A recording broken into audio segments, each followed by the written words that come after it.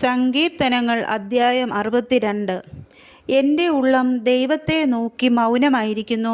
എൻ്റെ രക്ഷ അവങ്കൽ നിന്നു വരുന്നു.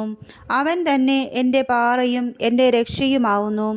എൻ്റെ ഗോപുരം അവൻ തന്നെ. ഞാൻ ഏറെ കുലുങ്ങുകയില്ല. നിങ്ങളെല്ലാവരും ചാഞ്ഞ മതിലും ആടുന്ന വേലിയും പോലെ ഒരു മനുഷ്യനെ കൊല്ലേണ്ടതിന് എത്രത്തോളം അവനെ ആക്രമിക്കും. അവൻ്റെ പദവിയിൽ നിന്ന് അവനെ തള്ളിയിടുവാനത്രേ അവർ നിരൂപിക്കുന്നത്. അവർ ഭോഷ്കിൽ ഇഷ്ടപ്പെടുന്നു. വായ്കൊണ്ട് അവർ അനുഗ്രഹിക്കുന്നു, എങ്കിലും ഉള്ളം കൊണ്ട് അവർ ശപിക്കുന്നു. എൻ്റെ ഉള്ളമേ, ദൈവത്തെ നോക്കി മൗനമായിരിക്കുക. എൻ്റെ പ്രത്യാശ അവങ്കൽ നിന്നു വരുന്നു. അവൻ തന്നെ എൻ്റെ പാറയും എൻ്റെ രക്ഷയുമാവുന്നു.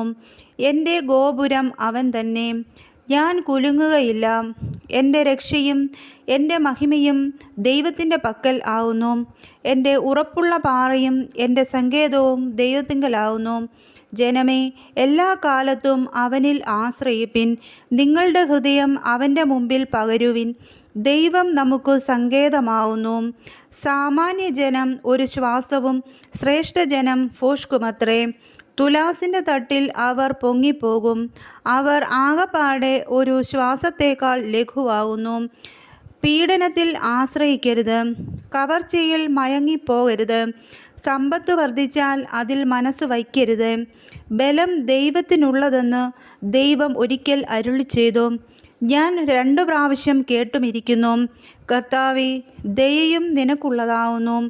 നീ ഓരോരുത്തന് അവനവൻ്റെ പ്രവൃത്തിക്ക് തക്കവണ്ണം പകരം നൽകുന്നു.